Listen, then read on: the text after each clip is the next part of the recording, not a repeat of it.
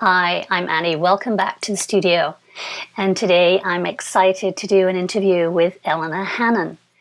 And I wanted to do these interviews on inspiration, and I'm starting with local artists. And I just wanted you to know what Eleanor does. I'm reading from her blog, her bio. She's a visual artist who works in embroidery, employing glazing, layering, tonal, and color techniques from traditional painting and drawing. And she has a BFA from the University of Manitoba and has exhibited work both as a drawer and painter and as an artist working in textiles in many locations in Canada. She's received several grants to aid in her work, the most recent being a visual arts grants from BC Arts Council. And that was for a project called She Breaks Down, which I saw. And then she won the Wearable Arts Award in 2006 for a crow costume from the ashes.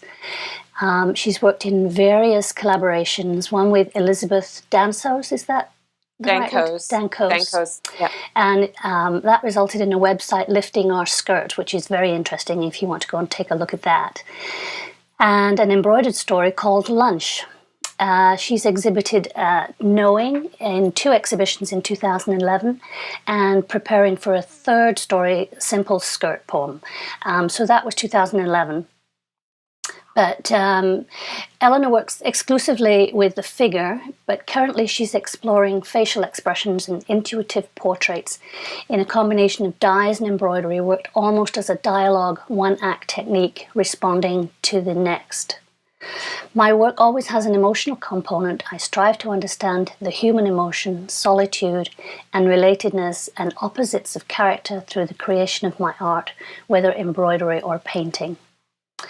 Teaching is an essential part of my creative life, and currently I teach design in the Textile Arts program at the Capilano University, textile printing at Emily Carr University of Art and Design, and surface design at the Fashion Design program at the University of Fraser Valley, and textile design in the Fashion Design and Technology program at Kwantlen University in Richmond, BC. Wow, that's a lot, Eleanor. You're very busy. And she amazingly manages to create a lot of work at the same time, so I'm very impressed. So, Eleanor, I wanted to ask you about your inspiration, to share with everybody how you become inspired, what inspires you, and how you capture that and bring that back into your studio. When I was looking at this question and trying to find a way to answer it, I tried to think of a few things that inspired me. And then I really thought, I have to just say everything. I think the ability to see inspires me. But when I think I'd have to say I just love to be able to be in the world. It's not so much nature, but be in the world and be able to see things in through the artist's eye. Maybe we think of it these days as the right side of the brain, that way of looking at things where you see the shadow rather than the person, or you see an interesting shape of an ear next to glasses as opposed to the whole head, or that kind of thing. But I think if I were to sort of draw it down into something that might be understandable, I would say gesture really inspires me. That is just to simply say the movement of the body in space. Facial expressions very much inspire me. Facial expressions found everywhere, even when you look at a tree and it has eyes and a nose and a mouth that you can appreciably see. I'll often stand there just staring at the look of the tree. A human gesture, of course, folds in clothing have always been very inspirational. Wow. Movement, just movement through space. And I actually developed the habit because I teach so much and I still want to be in the studio. I want to feel like every day I have some contact with the studio. I actually draw every day. And so I use these little books. I have all these little books, millions and millions and millions of little books. It's always the same little book. And so I'm able to take that with me on the bus and then just draw on the bus or draw when I'm walking, and that allows me to keep my inspiration alive rather than feeling that, let's say I have 3 days away from the studio, that I'm not going into the studio just dry of ideas. And it also very much helps me keep that artist's eye alive. That is amazing. That's very helpful. Because I was going to ask, how on earth do you capture that gesture and bring it back into the studio? But obviously you're doing that all the time. All the time. And then it doesn't necessarily directly influence what I choose to work on, but it's always just, you know, as an artist, it's always just keeping it's almost like it's almost like the gym work for the runner, where it doesn't necessarily directly influence what you're working on, but it is just the exercises you have to do to be able, when you come into the studio, to work on a given project. And you've already, you know, 2 days ago, you've seen some interesting movement and jotted it down. And that always keeps me in touch with my work. And it's a very, very ancient idea, coming from even ancient Greece, that idea of no day without line. And that was something said by one of the great Greek artists, great classical Greek artists. And he said, I live no day without line. It was also something that that line that Rembrandt used, that idea. And it sounds funny to the rest of the world, a no day without line. But I think I've actually based my life on that, no day without line. So it is, as for many artists, it's a nourishment. It's like you have to get up in the morning and have your scrambled eggs. And I have to also get up in the morning and have my pen and my book and have no day without line. That's very inspirational for me, and I hope for people watching this. This is great. So how do you translate that into your work? It's not easy. Sometimes it is easy, actually, and sometimes everything will just come to hand. You have the blank piece of cloth or the blank piece of canvas, and just everything is there, and it just comes out. But oftentimes it's not easy, and there is always that kind of delectable gap between getting the exciting idea and actually getting it to materialize on the canvas. And sometimes I will actually just start with very, very quick, free drawings, that place where you just can be beyond yourself a little bit. I think as many artists talk about that, it's important to be beyond yourself, to get yourself out of the way in order to get those good ideas out. And so I often just will start, if I work so much on figurative things or other kinds of gestures. I'm working on a series of flower gestures right now. I feel I have to, I have this really enjoyable experience in trying to make a piece, is starting with these initial just very free drawings of maybe a shape I'm going to use, and then I kind of work step by step and I build it up. So let's say it looks like a wolf, or it looks like a dahlia, or whatever it looks like. Then I begin to do a little research on what that actually what that would look like in more detail. And so I just sort of build ideas from there. Sometimes I actually just work with a line or a phrase that actually just gives me inspiration for a shape, and I'll go with a very simple shape. And then you know what it's like once you actually start into the work. So once I actually have the embroidery thread in my hand, it sort of takes over, and it goes, oh, these lines are going to go here, these lines are going to go here. So very much like many other artists. And even I find also there's great communication among disciplines in artists. Like I find dancers often work in a very similar way. I actually know choreographers and have worked with choreographers, and I noticed that they work very similar to someone who draws or someone who makes art the way we do. Where you just let that idea kind of creep up on you, and then it takes a form.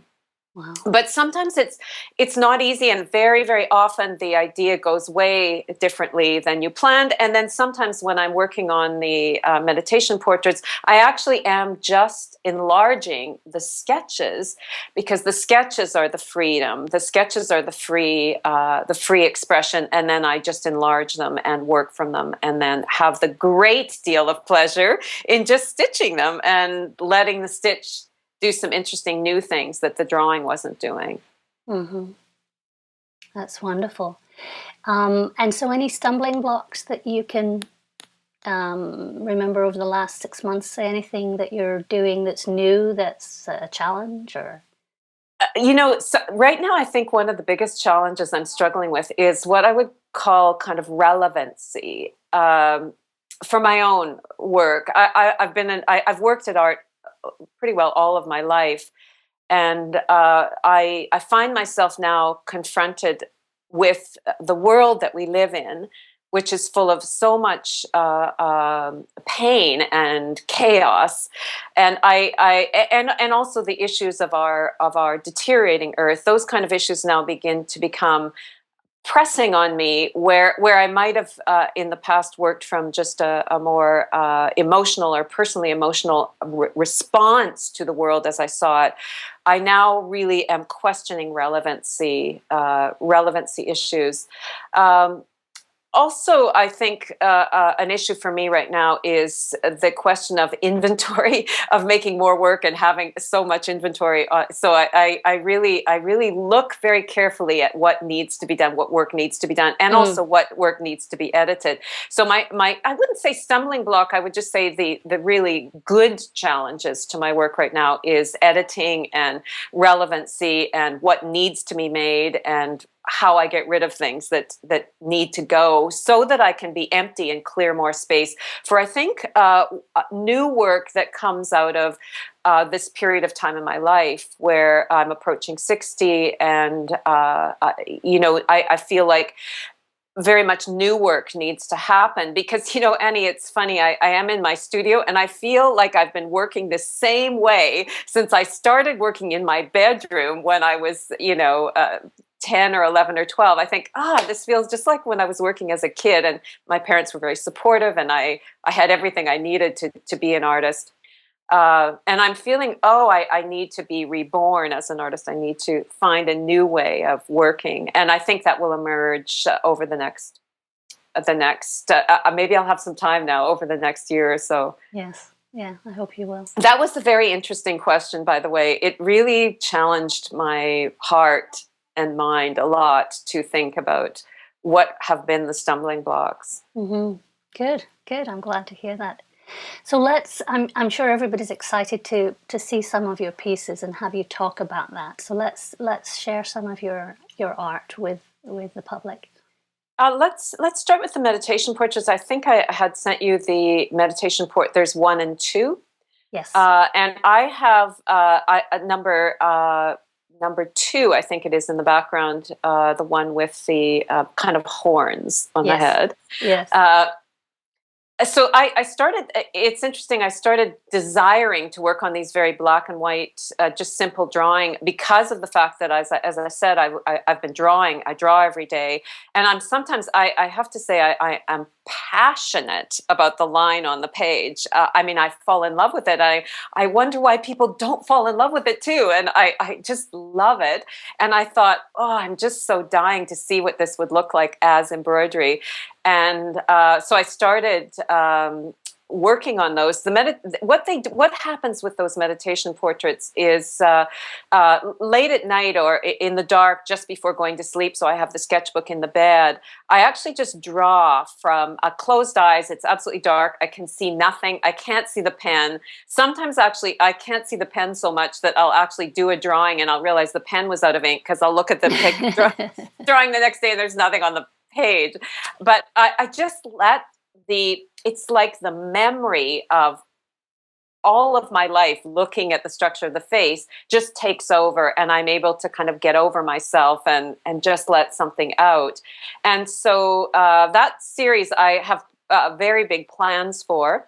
Each piece is probably about maybe not working continuously, but I'd say 2 months to finish, to actually get all the linear, and then I'm doing all the embroidered backgrounds. And the size? What's the size? The size, they're 53 or 58 by 38, I think, inches. So they're large. They're quite large pieces.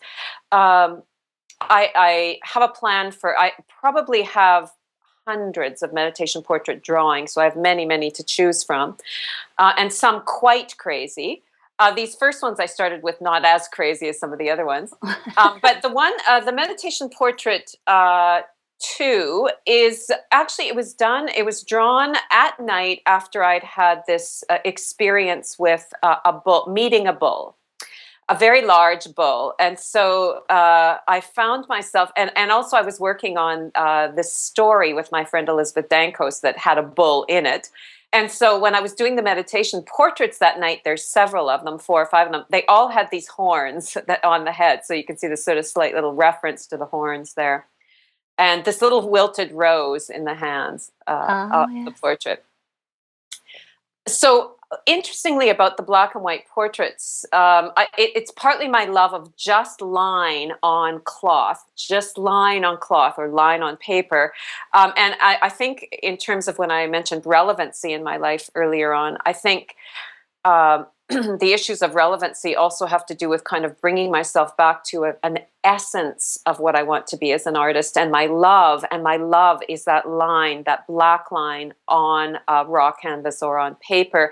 And when I was thinking about this a while ago, I thought, oh, it's so interesting, because when I was a child and I was an artist somewhere in my late teens up till when I went to university, my fascination was with black on white, and I became known as the artist who used no color. And I had forgotten all about that was the passion right from very, very early on. Anyway, those pieces are done, as I say, they take a couple of months to do. They're done largely with chain stitch, and then just stitches that I learn embroidery stitches, and then I just play with the stitches, whatever comes out. And I was talking to the artist Bettina Matskun and saying, can you teach me some embroidery stitches? And she said, Eleanor, just make them up as you go. So I started to just make them up. And the dots, are they French knots or French knots? And of course, those are so fun to do, and they're so, I don't know what, they're so charming. There's something so charming about embroidery. We all know that, and we don't know why. Why is it so charming? I don't know. And then the backgrounds, I actually was very inspired by the Indian Sujuni embroiderers who tell stories through embroidery, and then they embroider the entire background. So, and the background is just white on white. Yes. So someone sits there and stitches just straight stitch, running stitch, into the backgrounds. And I thought, if they can do it, I can do this. So I started actually filling the backgrounds with just straight stitch, or again, it's kind of musical, whatever happens goes into the background. Amazing. Great. And what else? Would you like to share another? I think I sent you the first 2. So those first 2 are from the meditation portraits. Right. Then I started actually taking the black and white embroidery and moving it. I have been working on an ongoing series about my family. So I have been working on these set of pictures of my father. Those were, they've been in a couple of shows now, and I add to them as I go. And I decided I would take the black and white embroidery and take it into some of my other projects as well. So that, I was working on the meditation portraits, and I thought, oh, I have to try this out on my dad. I have to try out and see if I can get my dad developed in the black and white embroidery. So it took some time to sort of get a little bit more of a realistic look in the drawing. But I love the impact of the linear expression. In that picture of my father that I was working from, he is standing on a windy beach. So and I was saying earlier that one of my inspirations is folds in cloth, and that's fascinated me all of my artistic life. But his shirt has got these beautiful folds in it. So it was a real beautiful, wonderful challenge to take the thread, sometimes very thick, sometimes very thin, and work out the drawerly folds in the clothing. And it's just so pleasurable to do that work. And then to use the white on white embroidery and to embroider the water, the sense of water around him. And that series on my dad is developing from just the figurative to letter forms now that were included in that show that we had at Emily Carr just recently. And then I started working on these very fun self-portraits. I do them very late at night, but I'm looking in the mirror, these self-portrait gestures in stitching. So they're blind gestures where I'm not actually blindfolded. I'm just not looking at the canvas. I'm looking at the image in the mirror. Right. And it was a way of confronting my aging face against my dad's face. And it was kind of interesting to do those. And again, as a way to get to a kind of rawness in not a rawness in my art, but what would you say, an essence in my art that I'm looking for at this point. I think some of the other work I sent you is the pieces from the story work that I do with Elizabeth Dankos, who's a writer, very well-known writer and story editor for film. And we've been working on a project for many years, and so we just accumulate work, and we show it whenever we have work. I think we'll be working on those pieces on our deathbeds, the two of us. Mm-hmm. But she writes the stories, and I don't actually just illustrate them. We work together, and we develop ideas for the imagery. But I sent you some pieces from the story Knowing, which was one of our last shows that we had. And those pieces are in the sewing machine embroidery with paint. And what I tend to do is I take her stories, which are very short. We set this goal years ago that she would write stories that are no more than 3 paragraphs. So they're very, very short, beginning, middle, end. And then I actually just take apart each sentence and work with each sentence. So I go into a room, I read it, or I have her read it, and then I just start sketching. Could it be funner? No. And then I just start sketching from her cool ideas, because she's got very neat ideas, and we base the stories on the ancient myth of Balbo, who was in the story mythology from ancient Greece, was said to have brought Demeter out of her grief after Demeter lost her daughter Persephone by doing this dance where she lifted her skirts up above her head. And so all the stories have some reference to that moment of for whatever reason, the central figure raising the skirt over her head. And in that process, having some sort of transformational experience. And for Elizabeth and I, what was key in all of the stories is it is very female or very feminine, so the feminine transformational experience, but it actually means the feminine in all of us. I mean, it applies to everyone. And that's been very exciting for us, because it's kind of romantic, and it's kind of it's sexual, it's sensual, it's all of us long for that coming out of just the ordinariness of every day. So we try to get that idea into every one of our stories.